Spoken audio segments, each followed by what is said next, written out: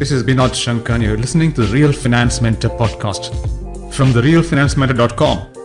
The Real Finance Mentor is your go-to resource for insight and inspiration on careers in finance, CFA and more. I would think, why this podcast?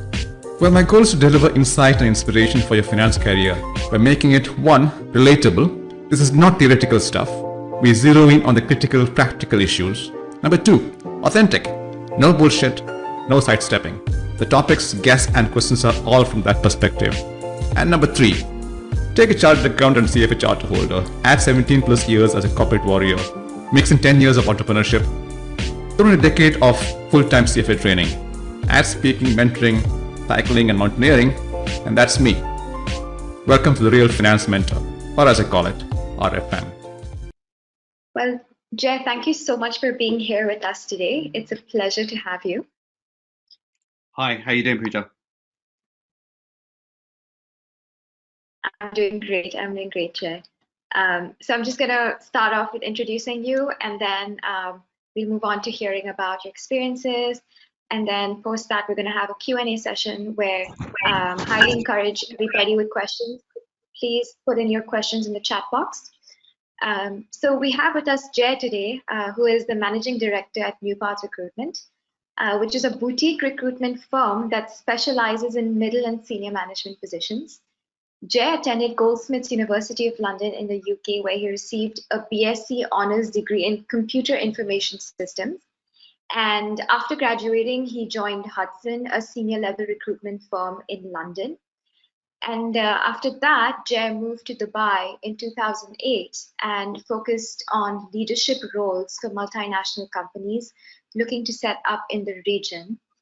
Over the last 10 years of working in the Middle East, Jay has accumulated experience in many sectors, including financial services, technology, digital media, and he's hired for the likes of UBS, Standard Chartered Bank, SunGard, ADS Securities, Deutsche Bank for a few years.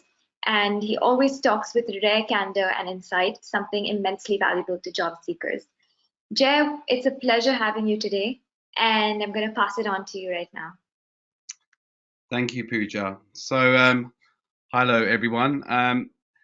When Binod and Pooja invited me to this event, I was a little surprised because our focus isn't so much working with CFA candidates per se.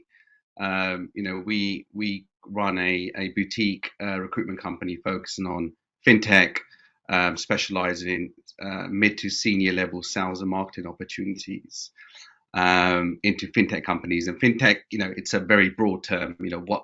What do we actually, who are the companies we specialize in? Under that, I would say, neobanks, challenger banks, payment solution providers, online trading companies, brokerages.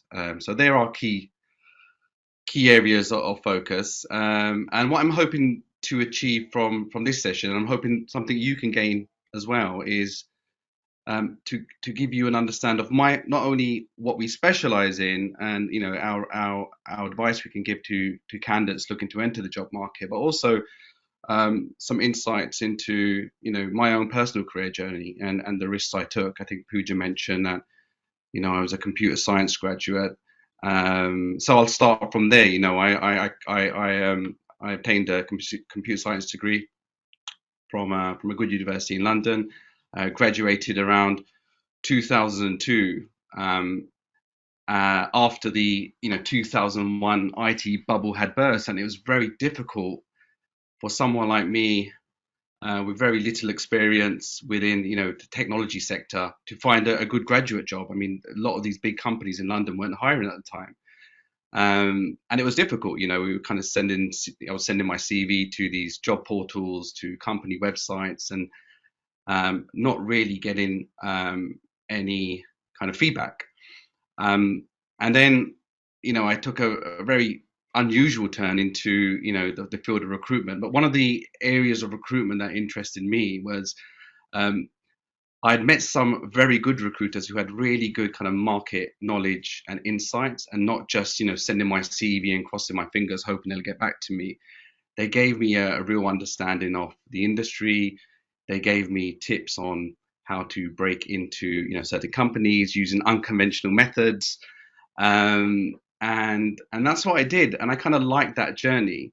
But then speaking to these good recruiters left a good impression, and then I thought, why not? Let me, it's hard to crack into the technology sector at that time. Let me speak to some reputable recruiters, and I luckily obtained a job for a specialist recruiter. They're an American company, Hudson, and I was working as a technology recruiter,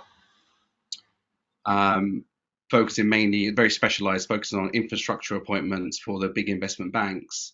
I did that successfully for around 5 years in London.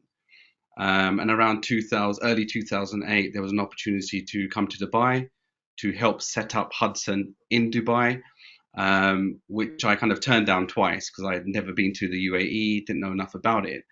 But being in my mid 20s, that desire to be part of a new setup in another country, really kind of engaged me and motivated me to take that chance, and which I did. So I came to the UAE.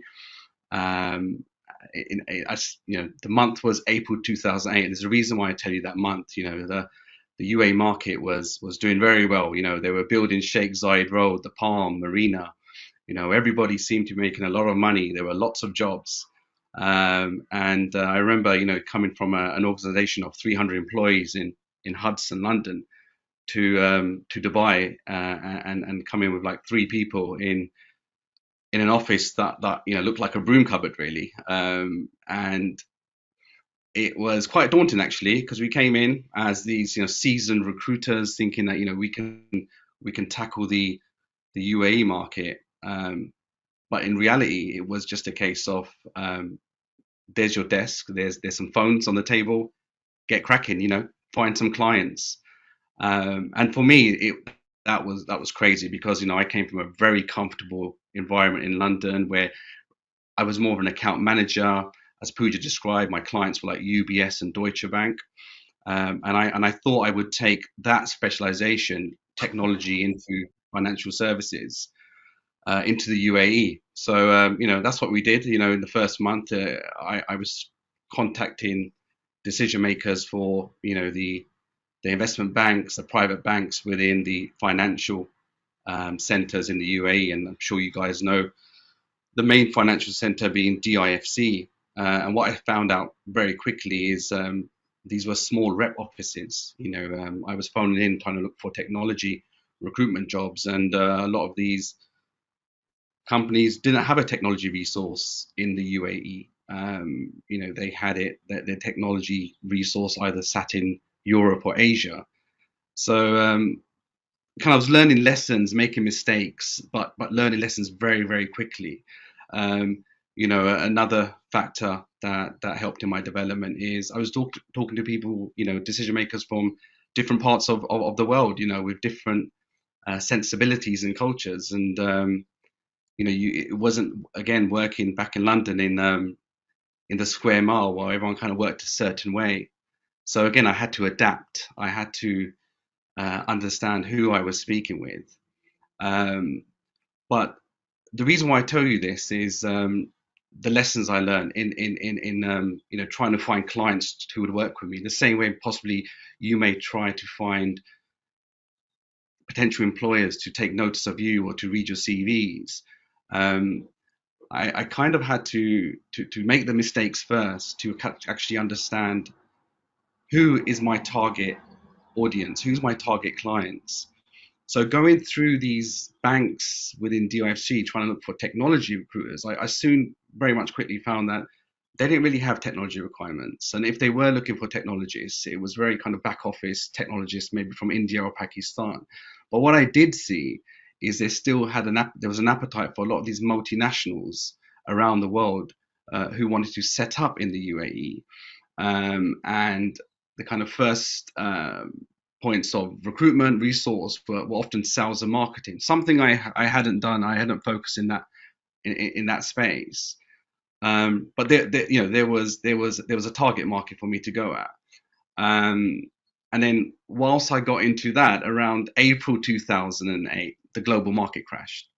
and it affected the UAE really badly. And I don't know if you know the stories of, or read the reports of people leaving their cars at the UAE airport. It was all true. And there was me, a few months in the UAE, the market had crashed, clients had stopped hiring. There was like an exodus of expats out of the country. And I was scared, I had just come into the country. I didn't want to go back to the UK with kind of like towel between my legs, to my mom and dad saying I failed. So I had to innovate. I had to forget about being a specialist recruiter. I had to forget about, talking about my company and how great it is, because there wasn't a lot of hiring. So what I did, and I think this is really important for any kind of candidate who's actually looking for a job, I had to look at the market and take a holistic approach. I had to see what are the key areas, what are the areas that are the companies that are hiring, and that's relevant even to today. You look at COVID, and that's something we can speak about later on.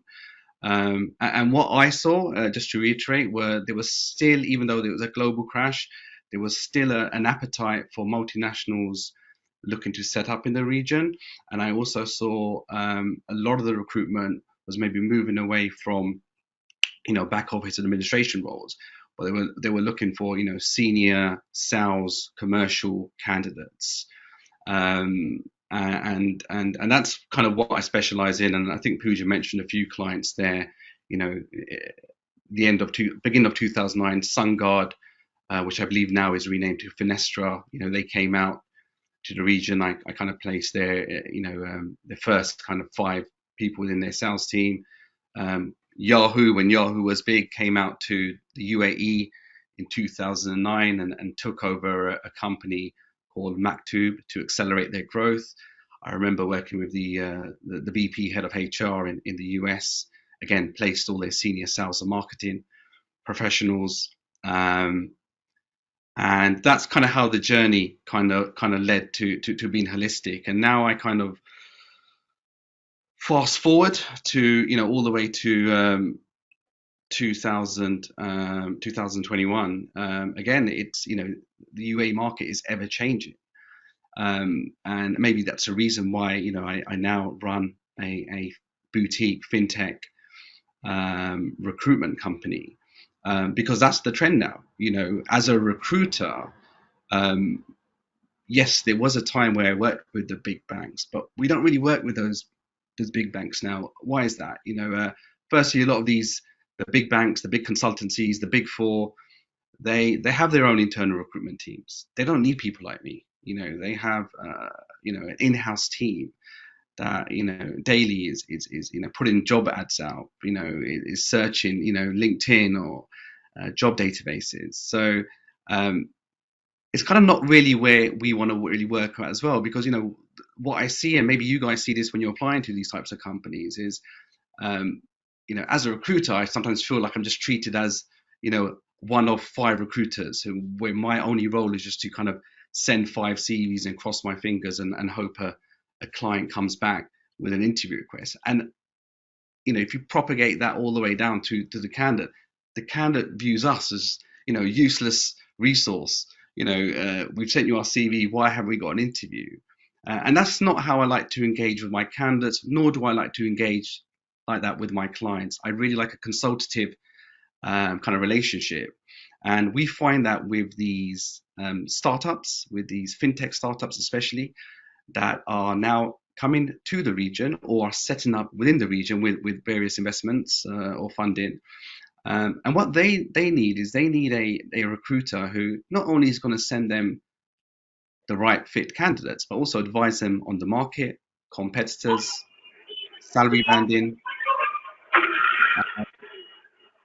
So yeah, it's an interesting time. I feel like we are approaching a very interesting period within the UAE post-pandemic, where you are still seeing a lot of investment, a lot of recruitment activity going on. And maybe I can start just by giving you my take on the current market trends in relevance to what we specialize in, and hopefully areas that you're interested in recruiting within.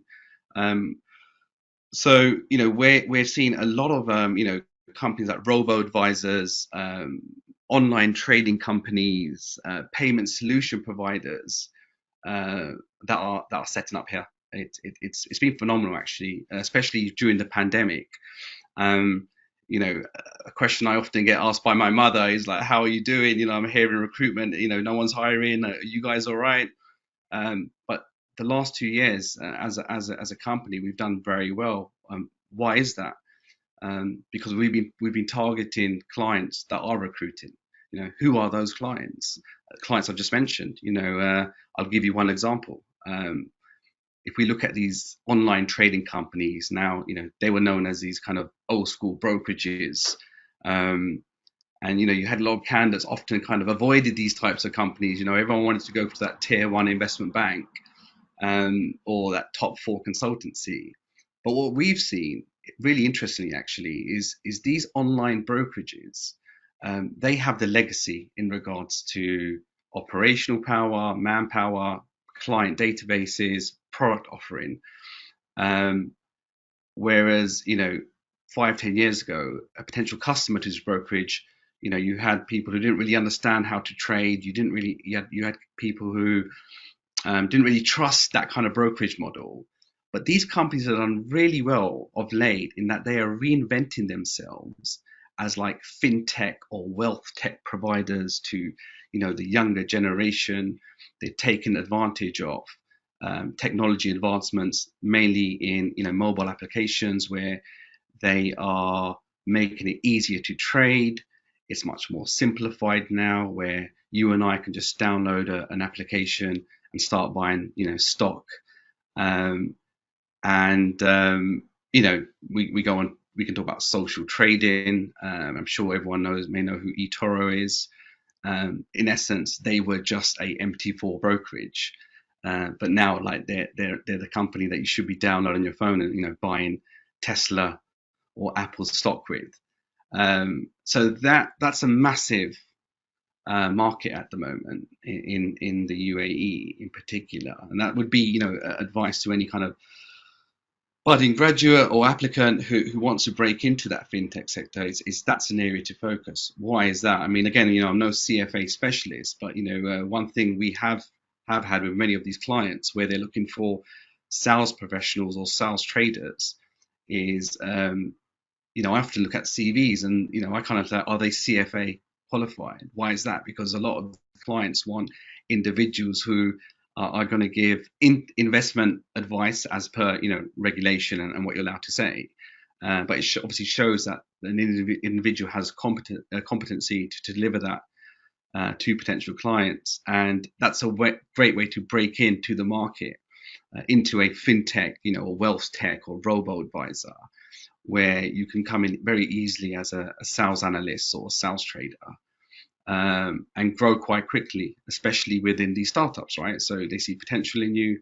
You can move quite quickly, as opposed to going to I'm not knocking any of these big banks down, but going in as an analyst or a junior level and just being bogged down by bureaucracy or glass ceilings, and there's no career path.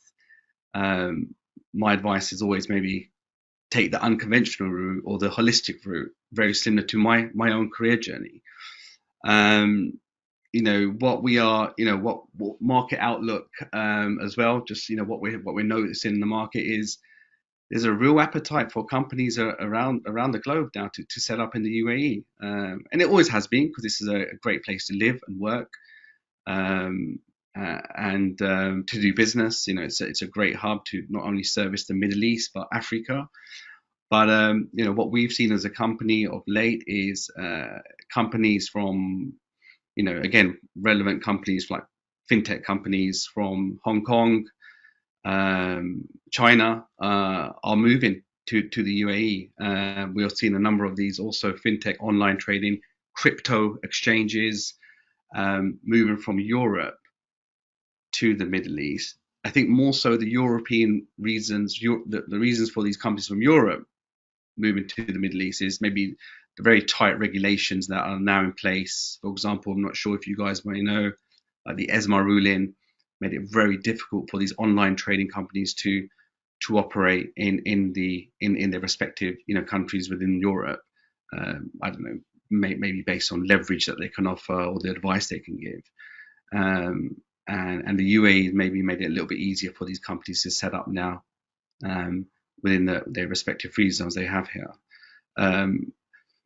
China, I don't know too much. I mean, just speaking to the people on ground here, I think people from like companies from Hong Kong or China, even India actually are coming out, maybe because of the pandemic, also political reasons.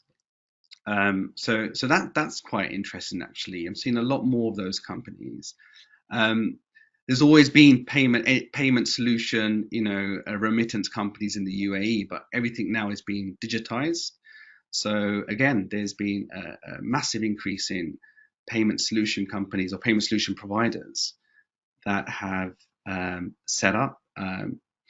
You may also see that there's a lot of crypto exchanges that are setting up in the region, again, for the reasons I gave before. Free zones like ADGM, even though strictly regulated, are making it easier for these companies to set up. And lastly, you're seeing the free zones such as DIFC, ADGM, there's a few others, you'll see Internet City, really want to kind of create hubs for digital startups to be set up and funded. And that's quite interesting actually. Even though these companies are quite young, they have like Series A funding, they don't really tend to use recruiters because they've got to pay us, and they kind of rather find candidates themselves through their own kind of network, or just apply, advertise their jobs online. But that's also very interesting. And yeah, I mean, it's a thriving market. I think and I'm happy to explain this further through the questions round. But there are ways to crack this market. I think the way I want to summarize it is, don't use those conventional methods. The key word here is being disruptive. Take that on board. Don't also just think, I want to go for a big four. And you know what? If that's what you want to do, go for it. But also compare it to what else is being seen out there. What others are doing. I see a pattern of CVs where I see analysts who have worked for like a big four or one of the big kind of regional banks, gained tremendous experience working as organizations, but found them quite rigid and suffocating, and in the sense that they want to do other things. They want to work in areas which can really exploit their kind of competencies. And they've moved out of those conventional kind of companies and roles, and then moved into a startup and taken big risks and maybe even pay cuts.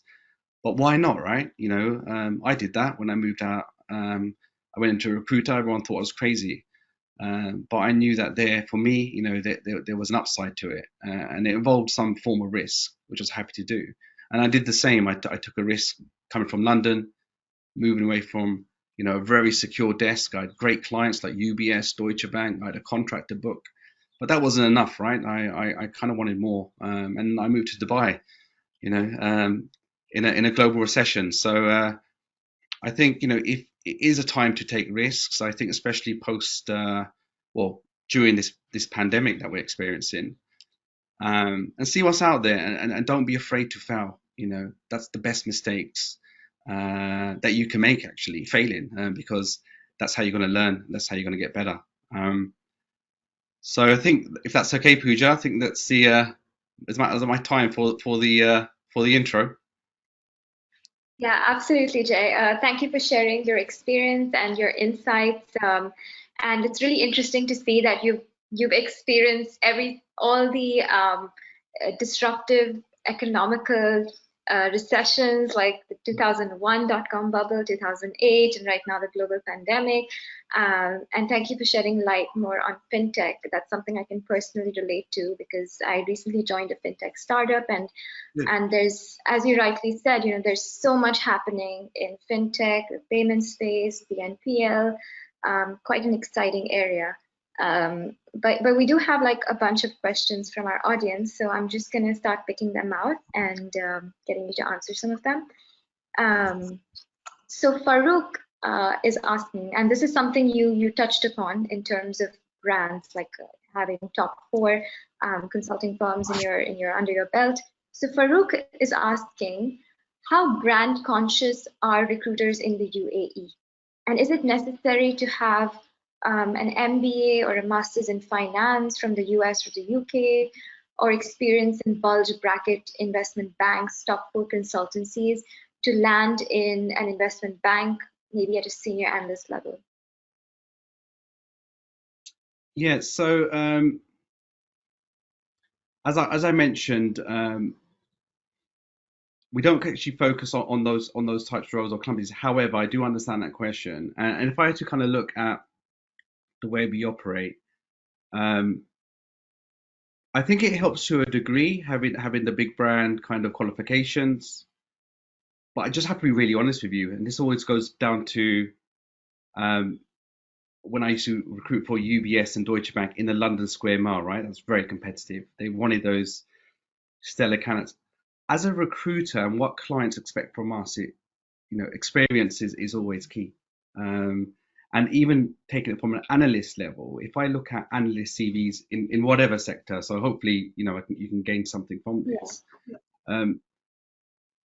Most CVs at that level kind of look the same now. Everyone, let's just talk about CFA. I think majority of, they might have the level 1 CFA. Everyone now is from a top university. Everyone has kind of, A stars or A levels, speak 3 languages, play instruments. And that's quite hard, especially with people who work for me. They're like, we've got all the CVs are looking the same now. How do I distinguish? And it comes down to the little things, really. I think, when I speak to our clients, they like aspects of CVs where people have done voluntary work, have worked for companies pro bono, and I'm talking at an analyst level, so maybe someone who's just graduated. Someone, I think traveling helps. What do you take from that? Someone who can work with different cultures, different sensibilities. And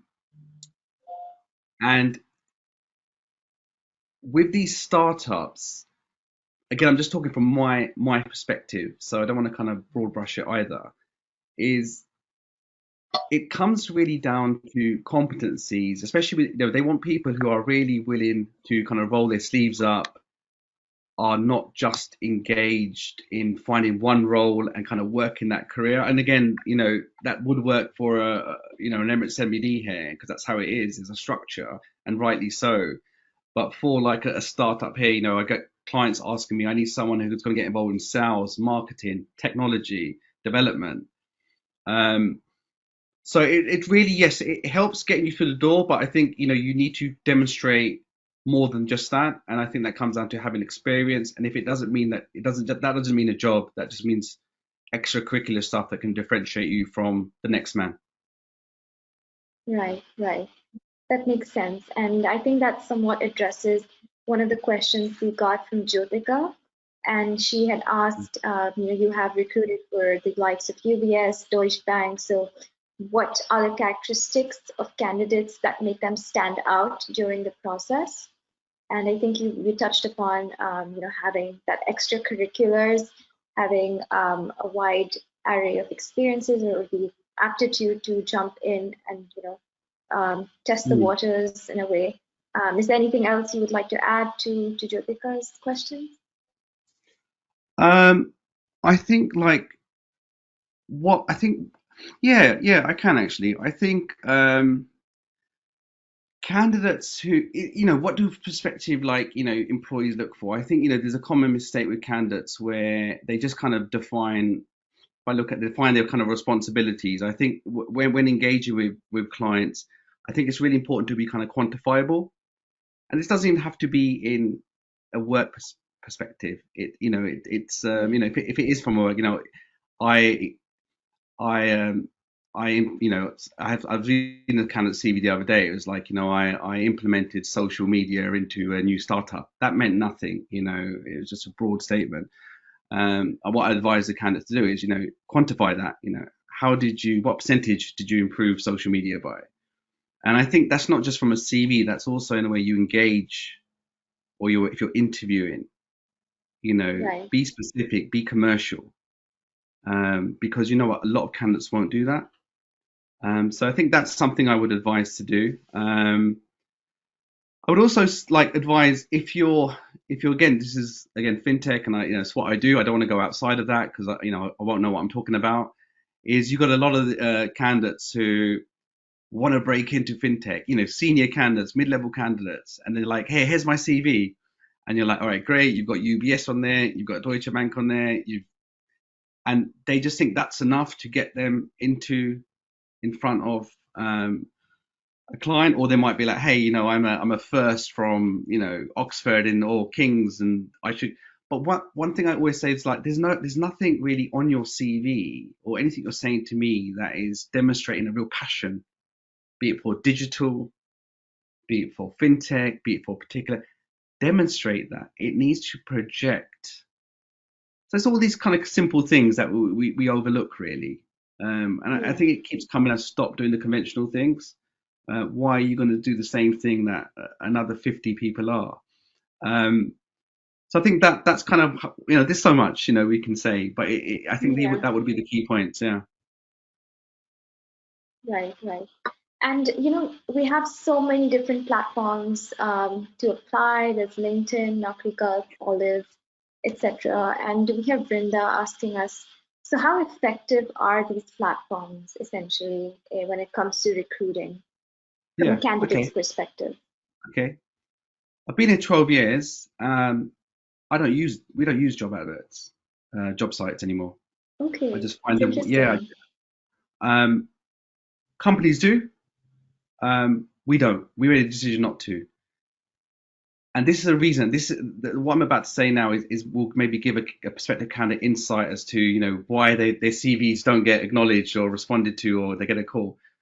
Because what we found here, especially in the UAE, when we used to advertise a role, we were inundated with candidate CVs, and that's not a bad thing, But when you're getting like 1,000 CVs, and then you're going through those CVs, and the first 50 have no relevance to the job, for us, time is money. We can't continue doing that. So how else, and then, candidate number 67 might be perfect for that role, but we've just spent like 4 hours going through all the training CVs. So what we felt was better is we would, and that's why we became headhunters. So we basically would then, now when we get a position, we will first look at the market. We would map out potential candidates within that market for competitor companies, and then we would approach those candidates directly. Now, on the flip side of that, how would a candidate do it? So what I would advise is, if you're not getting much luck through applying through job ads, or you go on LinkedIn, because that's meant to be the new business, directory and social tool, and you're sending your CV to, what we often find is, again, they're just black holes. So be more engaging. What I would advise, let's say, if a family member or friend came to the UAE and said, "Look, I can't find a job. It's so difficult. What do I do?" Without actually putting my recruitment hat on, I would engage on how we work internally and apply that to them and say, you know what you should do is there a particular company or sector you want to approach?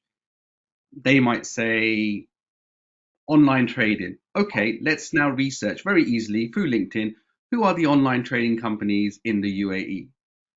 You can find that out very easily by just doing a search. It'll give you 15, 20 companies. Great, that's somewhere to start with. Now let's look who, instead of sending it maybe to a recruiter or a HR person within that company, because they may be inundated with a number of other CVs, who's the decision maker? Let's find out a decision maker. Let's use a company, for example, Saxo Bank. It's quite a reputable online trading company.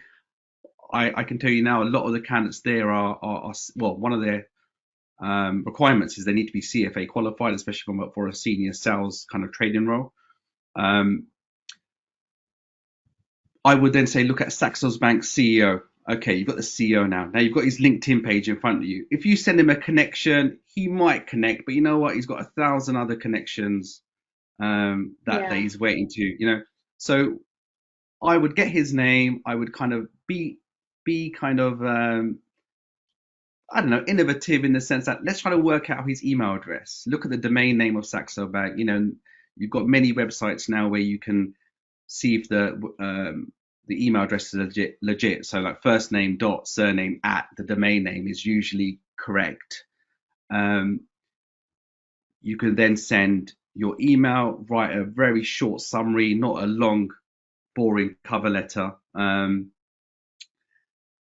if you're in the UAE, it's sometimes nice to ask for a coffee. People here are very receptive. And your message to that potential employer should just show your passion and why they should meet you. And your CV that you send with that shouldn't be a generic CV that you're going to send to another 20 clients, maybe within different sectors. It should be geared towards that role, that company. So it's okay to have 3-4 different CVs. That's fine. Types of CVs. Another thing that I'll leave you maybe with something the audience may already know. LinkedIn has a very good tool. You might have to pay for it. I think it's called LinkedIn Premium, which allows candidates to send a message that would go directly to the contacts inbox. So it's much more personal than just a LinkedIn. So stuff like that. Again, we can talk for an hour on this. Another thing I would do for anyone looking to get into the fintech sector or into a startup. Again, startups very rarely work with recruiters like myself, right? They've got to pay fees. They don't want to pay.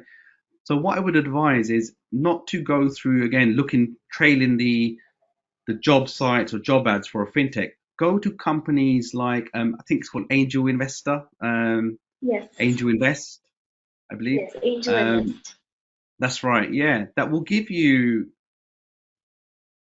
if not all, the registered kind of fintech digital companies within a certain jurisdiction. So in the UAE, it will actually also give you the names of the founders. That's a good way to engage, right? Like, I'll leave another thing, and I hope none of my competitors are watching this, but I'm happy to kind of give as much information as I can. There's a great website called Crunchbase that will give you all the VCs that are investing into, do stuff like that. Don't just think, oh, I've applied to 20 companies and they haven't responded back. Of course they're not. You've just sent your CV into a black hole. Right. So that's where I would start. So it's not just about the quantity of applications or just blindly applying. It's more about how qualitative you get with these applications, with networking, with customizing your application for the company, with showing passion and interest. Yeah, I think so. Just even for, you kind of, if you go on the web or you talk to someone, they're like, go to these networking events, and look, they're great. Of course they are. You might meet someone, it could change your life. Have I had much luck with networking events? Even bringing business? Not really. I haven't, to be fair. In the region in particular, and that's not a very good thing to say. But I just don't want to give false hope either. I think what I'm trying to say is, you've got to kind of take the bull by its horns, right? You've got to be more targeted in your approach, whatever it is. If it is even a big four, do the same, use the same methods I applied, go direct to the decision maker, be very targeted. Know what you want to convey to that potential contact. Change your CV, change your generic statement, be specific, quantify, your experience or your objectives. And even though I know this might sound quite bullish because I work in sales, but I wasn't a salesperson before. I was a computer engineer. I was pretty shy, actually. I didn't really kind of but being in this region was so tough. I had to become bullish. I had to take those risks. I had to kind of pick up the phone and make those calls. And that applies to to any budding candidate there who wants to break into any particular industry. So Yeah. I think that's key. Right. Thanks for sharing that. I think a lot of us in the audience find that super valuable to understand how to apply for jobs from an insider's perspective. I think that's super helpful. What we also see sometimes is a sort of a generational gap. Or, for example, Irfan over here is saying that he's in his early 40s, and it seems like he's always not being chosen in opportunities because companies prefer younger candidates with relevant experience, which addresses the generational gap where companies are probably looking for younger folks that can be easily molded. So what is your take on that, or what's your advice for folks like Irfan? Yeah, I think I mean, I don't want to kind of like repeat myself, but it comes back to what I said. We get that all the time. I get like senior professionals who kind of want to work in a startup, and they come back to me and say, oh, we just get overlooked because of they want these startups want younger candidates, and I'm like, no, they don't want young candidates. They want experienced candidates. Actually, they want candidates who can transfer skills, can advise them of mistakes that they've had. But the key thing that these startups or these new age companies want is someone that's adaptable. Again, and you need to show that you're adaptable. And I kind of see the CVs that they send into these potential employees. I'm like, there's no wonder they're not taking any notice, because your CV is so demarcated, because you've created a CV for a role in a demarcated company. You need to change your CV and show that you have a holistic approach to the market. You have a passion for that company, or be specific for that company or sector that you're applying to. Show how your transferable skills can work within the startup. Show that you are adaptable, that you are flexible. So I think it's just really a mindset change, to be honest with you. And I think that's also what I see maybe a lack of passion, and I keep going on about that, but it's the truth. That's what separates people in interviews. The feedback I always get from my clients, be it at mid-level, senior, junior, is they like candidates who are passionate and understand that the sector that they want to enter into. Again, just to kind of layer that back as well, what I would advise the gentleman who asked that question is, how well is he researching the company he's applying for? What is he doing to distinguish himself from the younger candidate, or maybe the inexperienced one? Because in my time, what the challenge we have is that a lot of these digital companies, they want the experienced guys, but the experienced guys are not being adaptable. That even comes down to financials. So a lot of these startups can't pay the big salaries an investment bank will, but what they can pay you in is profit share, stock. So how adaptable are you to take that flexibility? So there's a number of reasons. Right. Thanks for sharing that. I have a few questions from our email that we got from candidates. And Anisha, level 3 candidate from Toronto, is asking if you could shed some light on the hidden job market, where all jobs are not always advertised and vacancies are filled maybe through recommendations, referrals. So what's your advice on strategies to access the hidden job market? I think I actually answered that in our first question. And Right. I think it was, using the conventional methods are quite limited. I feel like you need to access other areas such as AngelList, Crunchbase. Don't let LinkedIn control you. Kind of control LinkedIn by researching it. So you talk about the hidden job market.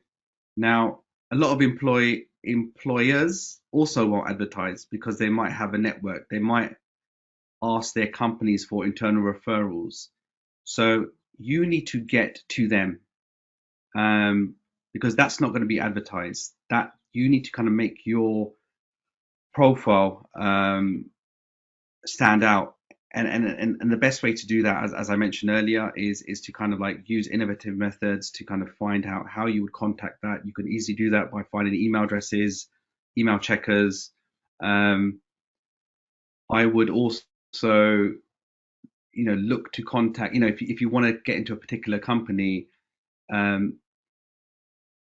work with specialist recruiters. So you don't have a lot of those in the UAE, unfortunately. And I say that because I've worked here for 12 years. It's every industry kind of realizes that UAE is a transient place. People come and go. And what I've noticed in the UAE, there's a lot more generic recruiters who, say they can do everything. Unlike Europe, where it's very, very specialist. But there are some out here. And that's what we do. So to answer the question is, we will have candidates approach us. They will ask us, to help them. We will then assess their CVs to see whether their CVs qualify for us to represent them to our clients.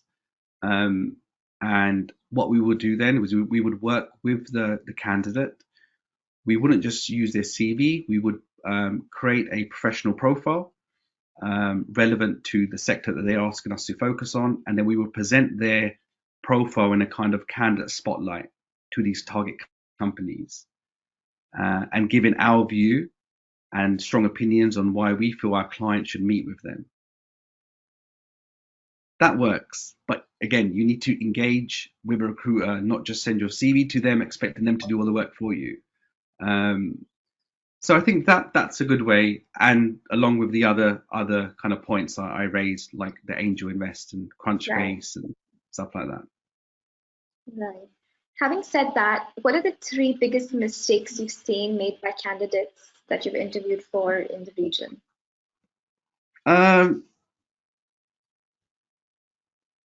Yeah, I mean, there's so many. So look, our job as a company is to search and select qualified and confident candidates for our clients. However, what are the 3 common mistakes? The common mistakes that I see, I think the first one is actually maybe something I'm doing. I do a lot actually. Talk too much. In an interview, be it when they're talking to a recruiter or they're talking to clients, and let me elaborate on that.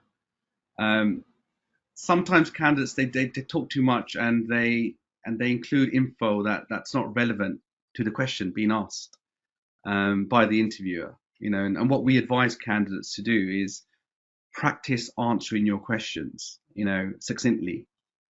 Try to keep talking about your personal life to a minimum. And engage with the interviewer. Give them non-verbal clues just so they know that you're listening, and show your kind of understanding. I think that's kind of a common mistake. I think other ones are candidates who just trying to think actually what are the other common mistakes. I feel another area where candidates they're not really kind of selling themselves properly. They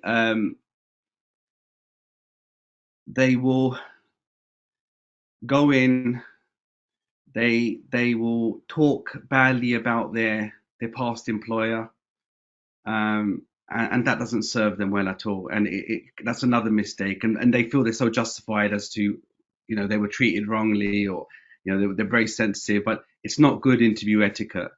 It will show many negative aspects to a potential employer, namely, you can't work well in the team, and you don't have a positive attitude.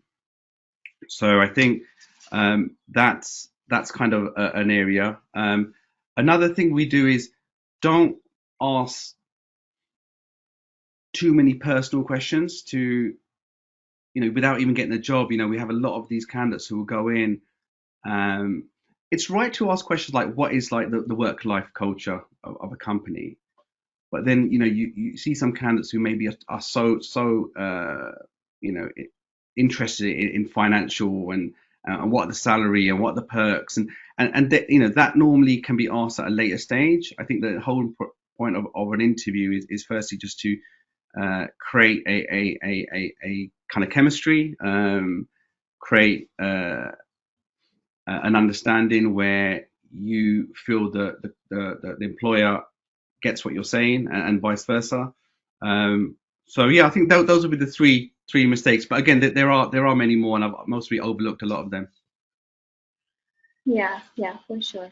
And on the flip side, if you were to boil it down to 3 qualities that you would would make you want to promote a candidate, maybe be it from the resume or from just the initial call with them, what would those 3 specific qualities be? Yeah, that's actually good. That's a really good question, actually. I think again, it's someone. What I do like is people who quantify their results. I think that's key. I think people who determine their job search objective. I like people who use a lot of buzzwords, especially within their CV and interested, and also people who really focus, not just this is my I've got this grade, I've got this degree, I've worked for XY, but I like people who really focus on their positive results and accomplishment. I think that is very key in what employers want. And also, even young candidates, what really impresses me is when, even people have maybe got 1 or 2 years experience, when they show a lot of commercial awareness, it just means that they've done their research. I think good communication is key. And again, coming back to my points I made earlier, is someone who's shown a willing to gain experience, even if it's been pro bono, even if it's been for a month, working elsewhere. I think that's kind of what helps us promote that candidate to push to potential clients. Right. Thank you. Thank you for sharing those. So we have one question by Kunal, and this is going more into the technicalities once you get the offer. So if you've been offered a job that you really like, but the salary is lower than your expectations, what advice do you have when it comes to negotiating a salary? Yeah, look, I think that's a good question, and we go through that all the time, and we have clients who always kind of maybe offer salaries that are well below expectations, but it's quite a good way to tackle that, and that's really about just going back to the client and showing what market rates are. As opposed to, no, I deserve X amount because this is what I want. No, that won't work. That's just on an emotional level. I think in order to really negotiate, you need to go in with something. And there's many salary surveys actually that you find if you type in UAE salary survey. There's many, and you can obtain a market rate for, let's say, an investment analyst in the region. Someone's is a good firm, really wants a job. The client can see that, and then he kind of wants to offer the candidate 12,000 dirhams per month, and the candidate's expectations is 18,000 dirhams a month. Well, I can tell you right now, if you go to a salary survey, the actual salary banding for an investment analyst, for let's say an asset manager, is between 18 to 25,000 dirhams per month. Now, take that to the client and say, look, I'm not saying it. This global recruitment organization is actually saying, hence, I just want to be paid what market rates are. Now, what we tell clients is, look, that candidate will most probably take your role because he really wants it and he really likes you and he likes your organization. However, if that candidate leaves you within 6 months to a year because he has his own costs, Dubai, UAE is not a cheap place to live, and he's been offered 25k, that's not because he's chasing the money. He's just realized that clients come in there and paid him what market rates are and valued his worth. So I think that's how I would approach it, without, take the emotion away, use facts to negotiate salary. Other things are, if the client is not willing to negotiate on the salary they're often, ask what other benefits there are, or ask the client to actually put targets in place. So one of our clients does it really well, actually. They kind of maybe will offer a lower salary than what market should pay, but after, if the candidate was to pass probation, they might increase it by a certain percentage. Then there's another increment after 6 months, and then maybe within a year they get the salary that the candidate's obviously looking for. So it's a win-win for both. Right. And the last thing I would like to say is, ask what other benefits are on offer. Is there stock involved? Is there profit share? If there's not, you want to pay me low, say, can I be involved in profit share, or, stuff like that. So it happens a lot, actually. There's a lot of candidates, especially with the fintech, who are happy to take a salary cut. But at the end of the year, they're getting some profit share. Again, it's a risk, but yeah, that's what I would advise to the gentleman who asked the question. Right. Thank you so much, Jay. I think we have pretty much run through most of the questions, and if there's anything else you'd like to add as closing comments, then we would love to hear from you, because it's been so valuable to get your advice on the recruiting landscape out here and your insights. Yeah, look, just to summarize, I think, I'm not, as you can tell, not sort of a CFA specialist. We don't really work with maybe the clients that, a prospective CFA would want to focus on, namely the banks. But I think, look at the market, look at these other companies that are setting up, look at these fintech companies, and take risks in that element. You can, right? Because, that's what I did. And I see a lot of these successful guys now who are entering these fintech companies, have taken risks, walked away from these big fours, doing extremely well. And they utilize the knowledge and education that they've gained and implemented that in whatever venture they followed. So yeah, thanks for having me. I hope it's been useful. And yeah. Absolutely.